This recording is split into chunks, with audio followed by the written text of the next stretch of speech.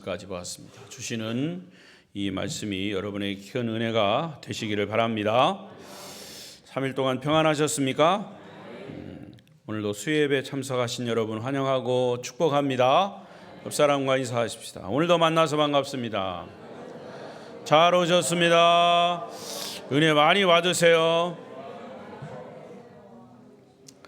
비대면 영상으로 예배하시는 분들에게도 주의 은혜가 함께 하시기를 바랍니다. 저는 월요일부터 오늘까지 2박 3일 동안 서울신학대학교 총동문회에 약 2천여 명이 모인 교역자들 수련회에 잘 참석하고 돌아왔습니다. 기도해 주셔서 감사하고요. 이제 교역자들이 모여서 서로 어떤 격려도 받고 또 말씀을 통해서 같이 또 은혜도 받는 그런 은혜로운 그런 시간이었습니다. 자, 오늘 이 말씀을 제목이 이렇습니다. 다 같이 읽어볼까요? 시작. 아브라함의 부활은 나의 부활. 자, 부활절 지난 적이 얼마 안 됐습니다만은 오늘 본문의 말씀은 인류의 믿음의 조상이라 일컫는 아브라함이 백세 이삭을 낳은 사건을 이 로마서에서 바울이 언급하면서 아브라함의 부활 신앙을 강조한 부분입니다. 자, 오늘 본문 성경은 로마서입니다. 로마서는 누가 썼다고요? 바울이 썼죠. 사도 바울이 기록한 건데. 자, 바울은 어느 시대 사람입니까? 신약 시대 사람이죠. 신약 시대 사람인데 구약의 아브라함을 언급했습니다. 아브라함의 사건. 자, 이 로마서를 보면서 아브라함, 창세기에 나오는 아브라함의 이야기를 바울이 기록했다. 그거를 여러분 연상시키고 무엇을 강조했냐? 부활을 강조했다. 그럼 부활은 신약 시대 예수님이 죽으셨다가 3일 만에 부활한 사건인데 왜 아브라함을 언급했을까? 그걸 연상해 두시고 이 말씀을 배경으로 두시면 좋겠습니다. 자, 여러분들은 이 부활 신앙을 믿으십니까? 여러분도 예수 믿고 구원받은 하나님의 백성들은 분명히 죽어도 부활한다. 이게 부활 신앙이에요. 우리가 예수 믿고 구원받는 것은 부활 신앙을 믿는 거예요. 부활 신앙이 따로 있는 게 아니고 예수 믿고 구원받으면 나도 예수 믿고 죽으면 천국 가서 주님 다시 오실 때 다시 부활한다. 이거죠. 부활 신앙이죠. 이것을 그냥 머리로 인식하거나 동의하는 것이 아닌 우리의 저 신앙 깊은 곳에서 나오는 부활에 대한 확신, 그 확신 속에서 고백하는 것이 부활 신앙의 고백입니다. 근데 저는 감히 말씀드리지만 현대 교인들은 이 부활 신앙에 대한 확신이 그렇게 많지 않습니다. 많지 않다는 말은 없는 사람도 많다는 얘기예요. 예수님은 부활하셨지만 정말 사람이 부활할 수 있을까? 부활 신앙에 대한 어떤 확신이 없다는 얘기예요. 어떤 교인은 그렇게 솔직하게 얘기합니다. 목사님, 저는 사람이 부활한다는 것 잘 믿어지지 않아요. 그냥 믿으려고 해도 막 안 돼요. 어떻게 하면 좋죠? 나한테 물어보면 내가 뭐라고 대답해야 돼? 그거는 이제 본인의 깨달음과 어떤 확신이. 그래서 이것을 바로 깨달으라고 확신을 가지라고 말씀을 계속 알려주고 깨우쳐주고 하는 거예요. 이처럼 부활신앙을 잃고 있는 이 시점에서 오늘 본문을 통해서 우리의 부활신앙을 다시 한번 진단하는 그런 시간이 되시기를 바랍니다. 그래서 제목이 아브라함의 부활은 나의 부활이다. 아브라함의 창세기에서 얘기한 것을 다시 가지고 와서 사도 바울이 로마서에서 기록하면서 아브라함은 이런 부활의 신앙을 가졌다. 그러면 그 아브라함의 부활 신앙이 곧 나의 부활 신앙과 연결져야 된다라는 얘기죠. 자, 그럼 첫 번째로 아브라함의 부활 신앙은 어떤 과정을 통해서 이루어졌을까, 형성되었을까? 만일 우리 중에 어떤 사람이 나는 부활을 확실히 믿습니다 라고 고백하면 그 부활에 대한 신앙을 고백하는 성도는 그가 부활 신앙에 대한 확신을 갖게 된 과정이 있습니다. 틀림없이 있어요. 그걸 한번 이렇게 되새겨 보면 좋아요. 이 과정을 보편적으로 두 가지 과정으로 이야기합니다. 첫째는 경험적 과정입니다. 내가 영적인 어떤 경험을 하면 나는 부활 신앙을 가진 거구나 이렇게 확신할 수 있다는 말이죠. 우리가 신앙생활 하다 보면 영적인 체험을 하게 돼요. 그것이 기도 응답이 됐든 또 말씀을 통해서든지 어떤 은사의 체험이든지 이런 경험을 하게 되면 즉각적으로 우리 마음속에 확신이 생겨. 하나님 정말 살아계시구나. 그리고 살아계신 하나님은 정말 놀라운 능력을 가지고 계시구나. 이런 고백이 절로 나오게 되는 거지요. 그리고 이런 사실이 믿어지면 자연스럽게 예수님의 부활이라고 하는 사실도 믿어지고, 예수님이 부활의 첫 열매가 되셨다면 나도 예수 믿고 구원받은 나도 부활 신앙을 갖게 되는 거구나. 이런 경험적인 과정이 있는 거죠. 그래서 경험적 과정을 통해서 부활 신앙을 확신하게 되는 거고요. 또 하나는 생각의 과정을 통해서 부활 신앙을 갖게 돼요. 예를 들면 어떤 사람이 이런 생각을 시작합니다. 과연 인간이 죽으면 모든 것이 다 끝나는 걸까? 모든 인간에게는 죽음에 대한 의문과 함께 죽음 때문에 고민합니다. 저 세상이 정말 있을까? 우리가 이 세상을 살면서 악한 사람들이 득세하고 의인이 고난을 당하고 괴롭힘을 당하는 불공평한 모습을 보게 되는데, 따라서 이 세상 삶이 불공평하게 끝나게 되면 착한 사람들이 괴롭힘 당하는 것은 얼마나 억울합니까? 따라서 죽음 이후의 세상은 반드시 있어야 된다. 부활을 통해서 의인이 대접받는 세상이 와야 한다면 이 부활은 반드시 있어야 된다는 어떤 당위성에 이르게 되죠. 이것이 바로 유명한 철학자 칸트가 말한 부활 신앙을 확신하게 된 경로입니다. 과정이에요. 그러니까 우리 그리스도인들일 경우 성경을 찾아보니까 하나님은 아주 성실하신 분이고 거짓말을 하지 않으시는 분이고 하나님은 약속을 반드시 지키시는 분이에요. 그 하나님이 우리 인간에게 죽음으로 모든 것이 끝난 것이 아니고 하나님이 약속하신 부활은 반드시 있다. 이것을 성경에 약속하신 거죠. 그래서 내가 성경을 믿는 자라면 이 믿음을 통해서 나도 부활 신앙에 이를 수 있구나라는 것을 생각하게 되는 거죠.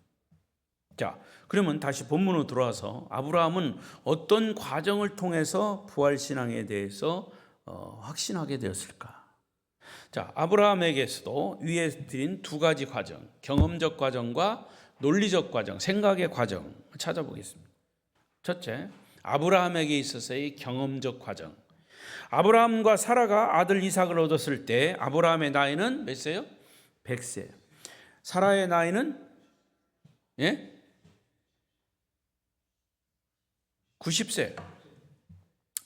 자, 우리가 생물학적으로 보면 남자의 나이 100세는 아이를 가질 수 없죠. 19절을 보십시오. 오늘 본문에 이렇게 나와 있어요. 19절 시작. 그가 100세나 되어 자기 몸이 죽은 것 같고 사라의 태가 죽은 것 같음을 알고도 믿음이 약하여지지 아니하고. 100세가 된 아브라함을 보고 자기 몸이 죽은 것 같다고 했어요. 아기를 못 낳는단 말이죠. 또 사라의 경우도 태가 죽은 것다. 그러니까 아기를 낳을 수 있는 기능이 끊어졌단 말이죠. 그런데 하나님의 능력을 통해서 아기도 갖게 됐어요. 잉태하게 된 거죠. 이것이 기적이죠. 이 기적을 체험하면서 아브라함과 사라 또 자기의 그런 믿음을 갖게 된 거죠. 여러분, 육신의 태가 죽은 상태에서 새로운 생명을 잉태하는 것이 가능하다면 우리가 믿고 있는 하나님에 대한 인식, 하나님에 대한 능력을 우리가 확신할 수 있지 않습니까? 나는 이 모든 생리적인 인간적인 그런 방법으로 아기를 가질 수 없지만 하나님이 나에게 아기를 가질 수 있는 능력을 주셨고 아내에게도 능력을 주셔서 이삭이 태어났다. 이거는 하나님에 대한 인식을 우리가 새롭게 바꿀 수밖에 없는 거죠. 하나님이 하셨구나. 따라하십시오. 하나님이 하셨다. 하나님의 능력이다. 자, 17절 다시 보겠습니다. 17절 시작. 기록된 바 내가 너를 많은 민족의 조상으로 세웠다 하심과 같이 그가 믿은 바 하나님은 죽은 자를 살리시며 없는 것을 있는 것으로 부르시는 이시니. 할렐루야. 아브라함과 사라가 발견한 하나님은 누구냐? 죽은 자를 살리시고 없는 것을 있는 것 같이 부르시는 분이시다. 그렇다면 이 경험으로 보면 하나님이 인간을 부활시키는 것은 얼마든지 가능하다라고 하는 것을 새롭게 인식하게 되는 것, 확인하게 되는 거죠. 아브라함 부부는 잉태의 경험을 통해서 부활신앙에 대한 확신을 갖게 됐다는 얘기입니다. 이것이 아브라함 부부가 가진 부활의 경험적 과정이에요.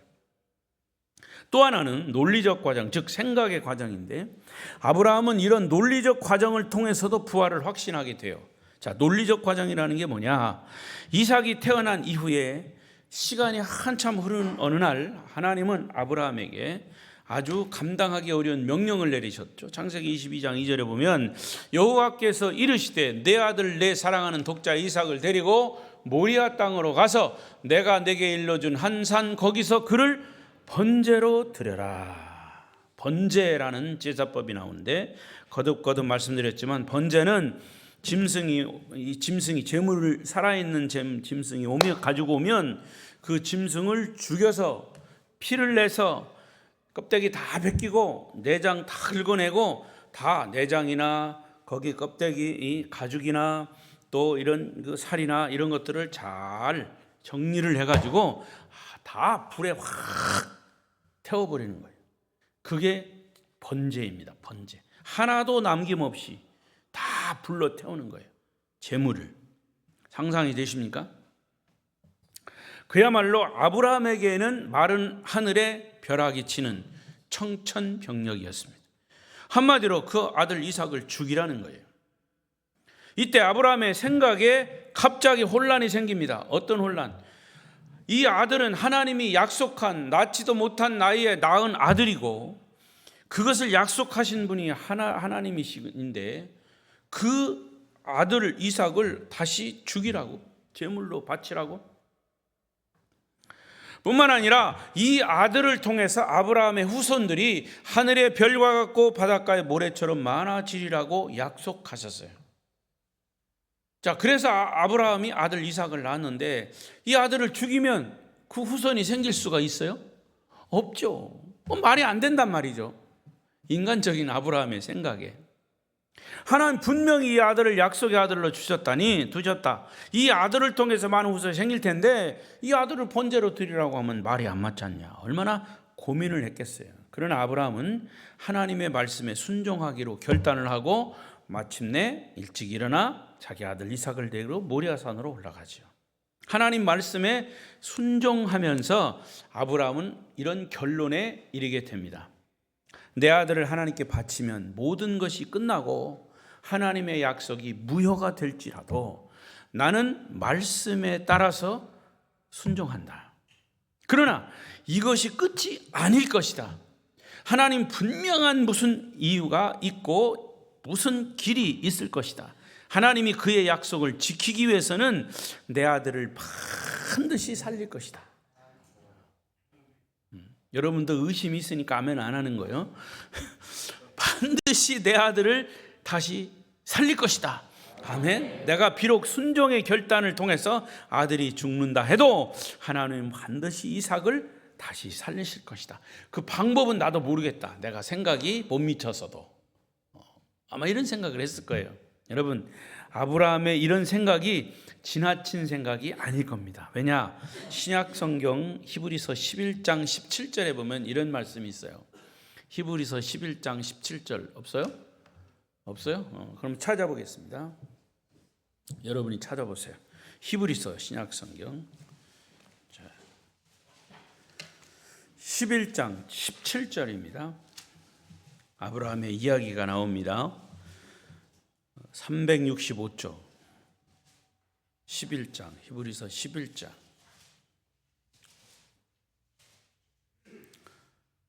그렇게 찾으면 오늘 밤새 찾아도 못 찾아요. 11장 17절 찾았죠? 시작. 아브라함은 시험을 받을 때 믿음으로 이삭을 드렸다. 그는 약속을 받은 자로 돼 그 외아들을 드렸느니라. 계속 그에게 이미 말씀하시기를 내 자손이라 칭할 자는 이삭으로 말미암아 쓰리라 하였으니 그가 하나님이 등이 이삭을 죽은 자 가운데서 다시 살리실 줄로 생각한지라. 비유컨대 그를 죽은 자 가운데서 도로 받은 것이니라. 할렐루야. 이게 아브라함의 생각이라는 얘기죠. 히브리서 11장에 믿음장에 아브라함의 이야기를 하면서 아브라함의 생각을 여기에 조금 더 설명을 붙여서 해놨어요. 그렇죠? 자, 다시 왔습니다. 본문으로 와서 아브라함은 순종하기 위해서 아들을 번제로 바치지만 하나님이 당신이 하신 약속이 이루어지기 위해서는 그 아들을 다시 살리실 것을 어떻게 했다고 그랬어요? 믿었다 그랬어요. 자, 이게 앞뒤가 안 맞는 얘기예요. 우리가 아무리 이 논리적으로 생각해도 아니 어떻게 아들을 죽이는데 후손이 생겨? 안 맞잖아요. 그런데 자기를 생각해봐. 자기 경험을 통해서 보면 하나님이 나는 100세 아내는 90세 아들 주셨잖아요. 그것도 생각이 거기까지는 못 미쳤는데 하나님이 주셨단 말이죠. 그 경험을 통해서 하나님이 이 아들을 바치라고 하는 것은 분명히 무언가 있을 것이다. 분명히 이 아들을 살려야 하늘의 별과 같이 바다의 모래같이 자녀손이 많을 거 아니냐, 이런 생각에 이르게 된 거죠. 이런 생각을 갖고 내린 결론이 바로 하나님이 분명히 아들을 다시 살리실 것이다. 할렐루야. 그것이 부활신앙입니다. 그것이 부활신앙이에요. 예? 이게 아브라함의 부활신앙이란 말이죠. 여러분, 우리가 부활신앙을 확신하는 과정에서 그게 경험적 과정이든 논리적 과정, 생각의 과정이든 부활신앙을 확신하기 위해서는 중요하게 전제되어야 할 것이 있어요. 그것은 뭐냐? 하나님의 약속된 말씀을 믿는 거예요. 말씀을 믿는 거예요. 여러분, 성경은 하나님의 말씀이에요. 다른 거는 다 못 믿어도 말씀만 믿으면 돼요. 말씀을 믿으면 하나님을 믿는 거고, 말씀을 믿으면 부활도 믿는 거고. 그러니까 100세 90세 하나님이 주신 내 아들은 반드시 살아나리라 라는 말씀을 아브라함은 믿을 수 없는 중에도 믿었다고 그랬어요. 그 이유는 뭐냐? 하나님이 약속하셨기 때문에, 하나님이 약속하신 말씀이었기 때문에. 그래서 말씀에 대한 믿음이 전제되어야 한단 말이죠. 아브라함의 생각의 과정도 마찬가지. 그분이 약속하셨다면 내 아들 이삭을 통한 하나님의 생명의 번식이 가능하기 위해서는 하나님은 반드시 부활을 이루실 것이다 라는 약속을 신뢰한 겁니다. 여러분 중에 아직도 예수님의 부활을 믿지 못하는 분 있습니까? 예수님의 부활을 믿지 못하면 결론은 간단해요. 그 사람은 성경 전체를 믿지 못하는 분으로 이야기할 수밖에 없어요. 목사님, 저는 창세기 1장 1절은 믿어요. 그러나 예수님이 바다 위를 걸어간 거는 못 믿어요. 그건 가짜예요. 창세기 1장 1절을 믿으면 66권 전체가 믿어져야 돼요. 근데 부분적으로 이거는 믿고 이거는 안 믿고, 그거는 안 믿는 거예요. 다른 것도 안 믿는 거예요. 창세기 1장 1절도 안 믿는 거예요. 그러니까 예수님이 부활하신 것을 확신하는가? 그러면 그 사람은 하나님의 말씀에 대한 권위와 영광을 신뢰하는 사람으로 인정하는 거예요. 예수께서 우리의 죄를 짊어지시고 십자가에 죽으시고 3일 만에 다시 부활하신 것을 믿으십니까? 내가 이렇게 아멘 강조하라고 믿어지는 게 아니에요. 이 사실이 믿어져야 됩니다. 믿어지지 않으면 믿어지기까지 기도해야 돼요. 성경에 그 어떤 것을 다 믿는다 해도 부활을 믿지 않으면 다른 어떤 것도 믿지 않는 거예요. 이것이 부활신앙이 형성되는 과정입니다. 요즘 시대가 하도 이제 이 AI 시대 이런 컴퓨터 이런 것들이 너무 많이 나와가지고요. 과학적 이런 것들이 많이 나와가지고 사람들이 혼란스러워요. 그래서 교회 와서도 자기가 믿고 싶은 것만 믿어. 보고 싶은 것만 봐. 제가 요즘 그러거든요. 아니 성경에 대해서 그렇다는 얘기가 아니고 정치 돌아가는 것 정말 뉴스 같은 것도 요즘은 보고 싶은 것도 별로 없어. 그럼에도 불구하고 보고 싶은 것만 보고 사람들이 그렇게 바뀌어져 가는가 봐. 보고 싶은 것만 보고 믿고 싶은 것만 믿어. 근데 그게 자기 선택이지, 자기 선택. 그거는 그렇다요. 그건 그렇다 하더라도, 세상적인 건 그렇다 하더라도 믿음만큼은 내가 보고 싶은 것만 보고 믿고 싶은 것만 믿으면 그거는 왜곡될 수 있단 말이죠. 내가 안 믿어져도 믿어야 될 것이 성경이고, 내가 보기 싫어도 보아야 될 것이 성경이에요. 그 말을 하고 있는 거죠. 그러니까 구약의 아브라함의 부활 신앙은 결국 신약의 예수님의 부활로 이어지는 거예요. 그리고 그것과 함께 지금 내가 이 부활 신앙, 하나님의 말씀을 믿는 이 부활 신앙이 나의 부활 신앙으로까지 가야 되는 것이 믿음이죠. 아브라함의 부활 신앙은 나의 부활이며 나의 부활은 예수님의 부활이에요. 다시, 아브라함의 부활은 예수님의 부활이고 예수님의 부활은 나의 부활이다. 시작.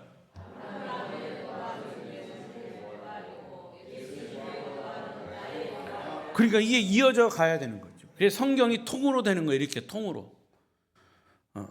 자, 그런데 지금 우리가 첫째는 아브라함의 부활 신앙의 과정을 어떻게 형성이 됐나를 봤고요. 두 번째는 아브라함의 부활 신앙에도 장애물이 있었어요.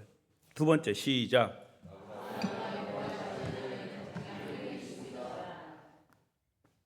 여러분 신앙생활할 때 장애물이 있어요, 없어요? 있죠. 자, 그것과 연결시키면 돼요. 우리가 본문을 그냥 피상적으로만 읽으면 아브라함과 사라 부부가 아무런 장애물이 없이 부활이라고 하는 사실을 믿을 수 있었던 것 같은 그런 인상을 받을 수 있는. 근데 안 해요. 아브라함이나 믿는 것이 우리는 불가능하다 이렇게 생각할 수 있어요. 19절에 보니까 사라의 태가 죽은 것 같음을 알고도 그 다음에 믿음이 약하여지지 아니하고. 우리는 이 말씀이 거의 흉내낼 수 없는 것이라 생각해요. 나에게는 불가능한 것이라고 생각할 수 있어요. 그렇죠? 그거는 저 사라 같은 사람이나 믿음으로 가졌지 우리는 도저히 못 믿겠어요. 그 다음에 20절을 보십시오. 똑같은 얘기예요. 시작. 믿음이 없어 하나님의 약속을 의심하지 않고 믿음으로 견고하여져서 하나님께 영광을 돌렸다. 자, 이 상황이 이 나이에 하나님의 약속을 전혀 의심하지 않고 오히려 믿음이 견고해졌다는 것이 정말 가능할 수 있을까? 이 어떻게 보면 정말 우리를 질리게 만들어요. 그 믿음이. 아브라함에게도 의심할 수 있는 순간이 있었고 믿음이 흔들리는 그런 유혹과 위기도 있었을 것이다. 그러나 약해지는 믿음, 흔들릴 수 있는 의심의 가능성을 넘어서 마침내 전체적으로 봤을 때 그들은 의심하지 않고 믿음이 견고해졌다. 할렐루야. 이런 사실들은 창세기 말씀이 증명합니다. 창세기 17장 17절이죠. 시작. 아브라함이 엎드려 웃으며 마음속으로 이르되 100세 된 사람이 어찌 자식을 낳을까? 사라는 90세이니 어찌 출산하리요? 하고 하나님이 주신 약속에 아브라함이 처음 보인 반응은 아브라함도 웃었고 사라도 웃었어요. 사라는 속으로 웃었어. 여자라 그런지 18장 12절에 보면 그랬어요. 속으로 웃었어. 사라가 속으로 웃고 이르되 내가 노쇠하고 내 주인도 늙었으니 내게 무슨 즐거움이 있으리요. 사라 주변에 사람들이 있었다면 사라가 웃지 않았을다라고 해요. 근데 사라는 속으로 웃었어. 그러니까 하나님은 사라가 속으로 웃는 거 알았을까 몰랐을까? 알았죠. 그러니까 하나님은 사라가 웃는 것을 보셨어요. 그리고 왜 너 웃어? 이렇게 따지셨단 말이야. 그때 사라는 웃지 않았다고 그건 이제 부인을 하죠. 여러분, 하나님은 우리가 속으로 웃는 것까지 다 보고 계세요. 겉으로 조는 거는 물론이거니와 특히 하나님이 성경을 통해서 말씀하실 때 여러분 혼자 의심하는 듯한 마음이나 표정을 하나님이 다 알고 계세요. 그래서 속으로 하는 말, 생각도 조심해야 합니다. 그리고 마침내 하나님은 아브라함과 사라에게 약속한 아들을 주셨어요. 그 아들의 이름이 뭐라고요? 이삭, 웃음이라는 얘기. 참 하나님이 유머가 좋으신 분이에요. 웃다가 낳은 아들을 보면서 그들은 이름을 웃기네로 친 거예요. 웃기네. 그 이삭이에요. 아들의 이름이 웃기네요. 웃음. 중요한 것은 의심을 하느냐 안 하느냐 보다도 의심이 될 때 어떻게 그 의심을 넘어설 수 있냐. 그게 믿음이에요. 사람은 의심을 할 수 있어, 누구든지. 그래서 의심하는 그 마음을 갈대와 같은 마음이라. 그렇지만 이렇게 흔들리는 거죠. 그러나 그 의심을 넘어설 수 있어야 된다. 그러니까 하나님께서 어떻게 사라를 도와주셨는지 그 해답이 있습니다. 창세기 18장 14절 시작. 여호와께 능하지 못한 일이 있겠느냐. 기한이 이를 때 내가 네게로 돌아오리니 사라에게 아들이 있으리라. 천지 만물을 창조하시고 무에서 유를 창조하신 하나님이 원하시면 하나님에게는 능치 못함이 없습니다. 여러분, 사람들이 왜 부활을 확신하지 못할까? 이 의심을 넘어서지 못하기 때문에. 근본적으로 하나님의 전능하심을 믿지 못하기 때문에. 우리가 믿는 하나님은 참으로 전능하십니다. 전자가 완전 전자예요. 능자가 능력 늑자예요. 쉽게 말하면 모든 것에 완전하신 능력이란 말이에요. 그러니까 무에서 유를 창조하신 하나님, 빛이 있으라, 빛이 있었어요. 육지가 생겨라, 육지가 생겼어요.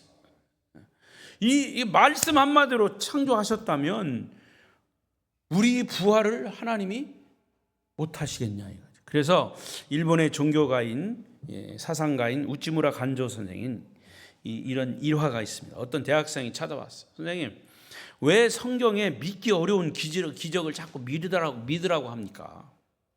제가 성경을 공부하는데 성경에서 기적 이야기를 빼놓으면 읽을 게 별로 없어요. 그래서 그냥 기적을 그냥 나가 잘 의심이 되는 그 기적을 빼면 안 될까요? 이렇게 물었어요. 그러자 선생님이 뭐라고 하냐. 여보게 학생, 성경에서 인간의 이성으로 받아들이기 어려운 그런 기적을 다 빼고 나면 성경은 두 가지만 남네. 성경 제일 앞표지 그리고 뒷표지 두 개밖에 안 남어. 알맹이를 왜 빼냐 이거죠. 그 알맹이는 뭐냐 이거예요. 하나님의 기적이라는 거죠. 성경은 창세기 1장 1절부터 요한계시록 마지막까지 모든 기적의 이야기. 그래서 창세기 1장 1절 태초에 하나님이 천지를 창조하시니라. 무에서 유를 창조하신 것 자체가 기적일 줄로 믿습니다. 그리고 요한계시록 마지막 22장 21절 22절 20절 21절은 아멘 주 예수여 오시옵소서. 주 예수의 은혜가 모든 자에게 있을지어다. 이걸로 끝나는 거예요. 우리를 위해 죽으시고 부활하신 예수님이 이제는 심판주로 역사의 속으로 다시 오신다는 것이 기적입니다. 그러니까 성경은 기적으로 시작해서 기적으로 끝나는 책이에요. 이런 기적을 빼고 나면 성경 앞뒤 표지만 남는다는 겁니다. 여러분의 신앙도 앞뒤 표지만 남는 신앙, 껍데기심만 버리라는 거죠. 우리는 성경에 있는 내용, 그 하나님의 기적의 말씀을 믿는 거예요. 기적의 말씀도 내가 생각해서 하는 그런 기적이 아니라 말씀이 있는 그대로의 기적이에요. 여호와께 능치 못함이 없느니라. 할렐루야. 여러분에게는 부활신앙의 장애물이 무엇입니까? 장애물이 어떤 사건일 수도 있고 어떤 사람일 수도 있어요. 그러나 장애물을 넘어서는 비밀은 다인데 있지 않았어요. 하나님의 전능하심 앞에 내가 믿음으로 서는 거예요. 다시 말하면 하나님의 말씀 앞에 서는 거예요. 그 말씀을 가리는 것이 사람일 수도 있고 다른 이상한 것이 있을 수 있어요. 그런데 여러분, 그런 것들은 장애물이 될 수가 없는 거죠. 그것을 넘어서시기를 바랍니다. 그래서 하나님의 전능하신 앞에 믿음으로 서서 우리를 창조하시고 숨쉬게 하시고 우주를 섭리하시는 여호와, 그 전능하신 하나님이시라면 하나님을 믿는 우리에게도 부활은 반드시 있음을 믿습니다. 마지막 세 번째로 아브라함이 가졌던 부활신앙의 결과, 우리가 잘 아는 얘기 20절입니다. 첫 번째 결과는 시작. 믿음이 없어 하나님의 약속을 의심하지 않고 믿음으로 견고하여져서 하나님께 영광을 돌렸다. 여러분, 우리가 전능하신 하나님을 믿고 예수를 구세주로 믿으면서도 우리의 믿음이 능력을 나타내지 못하고 믿음의 영광을 나타내지 못하는 이유가 뭐냐? 많은 이유가 있겠지만 한 가지 이유만 든다면 우리의 믿음이 상식, 이성이라고 하는 한계에 붙잡혀 있어요. 항상 이성적으로, 논리적으로. 이제 인간이 많이 배웠고 또 인간의 생각이 있기 때문에 상식적으로 자꾸 따져요. 이성적으로 따져요. 거기에 우리가 그런 것들로 배웠어. 그러니까 거기에 딱 묶여 있으니까 우리의 믿음이 상식의 기준을 넘지 못하면 그 이런 기적들을 기적들이 믿어지지 않는 거죠. 믿지 않는 불신자들도 믿을 수 있는 것만 믿으려고 하는 거예요. 별 수 없이 살다가 죽는 인생, 좀 착하게 살다가 죽으면 좋은 곳에 가겠지라고 생각합니다. 이런 건 믿지 않는 불신자들도 이런 상식적으로 생각할 수 있는 거죠. 그러니까 우리의 믿음이 상식과 이성의 한계에 묶여 있다면 하나님이 우리를 통해서 뭘 하시겠냐 이거죠. 우리가 하나님께 영광을 돌리지 못하는 이유는 우리의 상식과 이성을 초월하신 하나님의 전능성을 믿지 못하기 때문이죠. 여러분이 죽은 자를 다시 살리시는 부활의 능력을 믿는다면, 내 삶 속에 불가능을 가능케 하시는 하나님을 믿는다면, 우리의 삶을 바꾸시고 내 꿈을 성취하시는 하나님을 믿을 수 있지 않겠는가? 할렐루야. 미국의 유명한 프리스턴 대학의 로버트 윌슨 교수가 있습니다. 이분의 가장 큰 기쁨과 보람은 자기가 가르친 신학생들이 졸업하고 목회자가 돼서 다시 대학에 와서 목회 보고를 하고 간증 목회 설교를 할 때 제자들의 성장한 모습을 보고 참 이 긍지를 갖는 분이었어요. 어느 날 자기 제자가 와서 이제 학교에서 신학생들을 놓고 이제 설교를 하는데 그 설교 내용을 들어보니까 저는 자그마한 도시에서 목회를 하고 있습니다. 저는 큰 욕심 부리지 않으려고 합니다. 교인은 많지 않지만 저는 다만 이 현실에 만족하면서 죄 짓지 않고 성실하게 살려고 노력하고 있습니다. 이게 그 제자의 설교였어요. 설교가 잘못됐다는 건 아니야. 설교가 끝나고 나서 이 제자는 윌슨 교수를 만났습니다.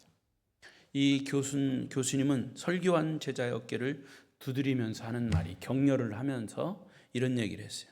이제 나는 자네의 설교를 2번 다시 들을 수 없을 것 같네. 좀 이해하기 힘든 말씀을 하셨어요. 그때 제자 목사님이 의아하게 대답합니다. 왜요, 선생님? 왜 제 설교를 2번 다시 이제 안 들으시려고 합니까? 이렇게 물었어요. 네, 윌슨 박사님은 유명한 얘기를 했어요. 자네의 설교를 듣고 보니까 자네가 믿는 하나님은 너무 작은 하나님이야. 이 다음에 와서도 자네를 통해서 하나님이 큰 일을 했다는 얘기는 더 이상 들을 수가 없을 것 같아. 그런 의미에서의 대답이셨습니다. 여러분이 믿는 하나님도 너무 작은 하나님이 아니십니까? 아니면 상식과 이성을 초월하고 우리의 삶을 바꾸시고 불가능을 가능케 하시는 창조주 하나님이심을 믿습니까? 우리의 삶이 주님께 영광이 되지 못하고 우리가 하나님의 영광을 보지 못하는 이유는 주님은 뭐라고 말씀하십니까? 믿으면 하나님의 영광을 보리라. 중요한 건 우리의 믿음이죠. 초월자이신 하나님의 전능성을 믿는 사람들에게 전능하신 하나님의 역사는 나타날 것입니다. 여러분, 부활신앙은 주님께 영광을 돌릴 수 있을 뿐만 아니라 아브라함과 그의 믿음을 통해서 자신을 구원할 수 있었던 것이죠. 이제 말씀을 정리하겠습니다. 그래서 아브라함은 죽은 자를 다시 살리시는 하나님께서 죽어있는 여인의 태, 마찬가지였던 그 아내 사라에게서 하나님의 약속대로 마침내 자손을 주셨습니다. 그래서 아브라함에게 성경은 뭐라고 말하냐면 22절에 44장 20절 시작. 그러므로 그것이 그에게 의로 여겨졌다. 아브라함처럼 우리도 믿을 수 있다면 우리의 믿음을 통해서 하나님이 의로 여기시고 영광을 받으시는 겁니다. 그러면서 아브라함처럼 우리도 믿을 수 있다는 것을 말해주고 있어요. 23절 시작. 그에게 의로 여겨졌다 기록된 것은 아브라함만 위한 것이 아니요 의로 여기심을 받을 우리도 위함이니 곧 예수 우리 주를 죽은 자 가운데서 살리신 이를 믿는 자니라. 부활을 믿는 자, 부활을 하나님이 하셨다면 이 부활의 사실을 믿는 우리도 바로 그렇게 부활할 수 있다라는 설명이에요. 아브라함이 하나님께서 그에게 주신 외아들 이삭의 부활을 믿을 수 있었던 것처럼 하나님은 저와 여러분에게 예수 그리스도의 죽으심과 부활을 믿도록 요구하시는 거예요. 예수님은 자기의 친구 나사로의 무덤 앞에서 온 세계가 들어야 할 놀라운 메시지를 선포했죠.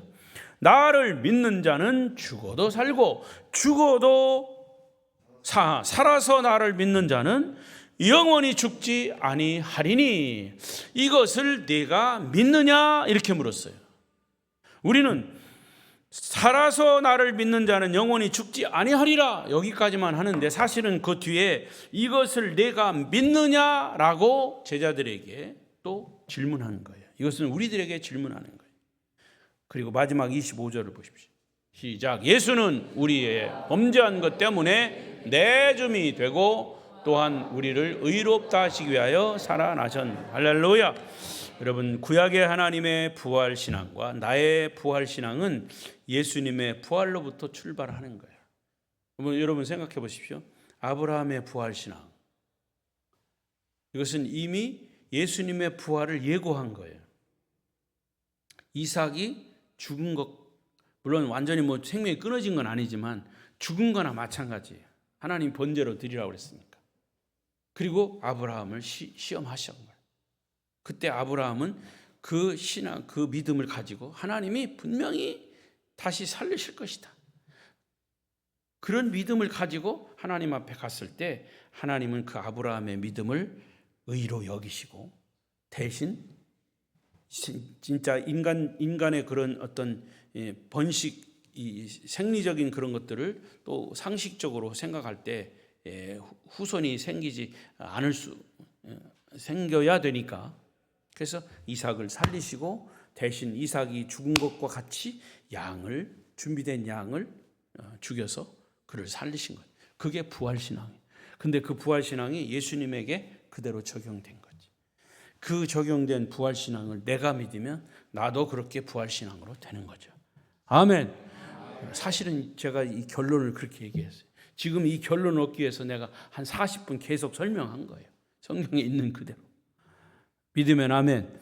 예수님의 부활은 모든 사람들에게 예수를 구원자로 믿을 만한 증거가 되셨다. 자, 한 번 더 사도행전 7장 31절 크게 읽어요. 시작. 이는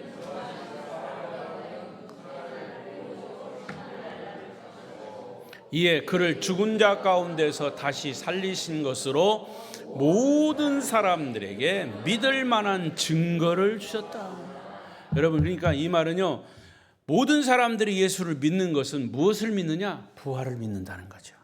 그래서 그 부활로 인해서 이 세상 모든 사람에게 예수가 우리의 구세주라고 하는 사실을 증거물로 제시하신 거예요. 그 예수님의 부활이에요.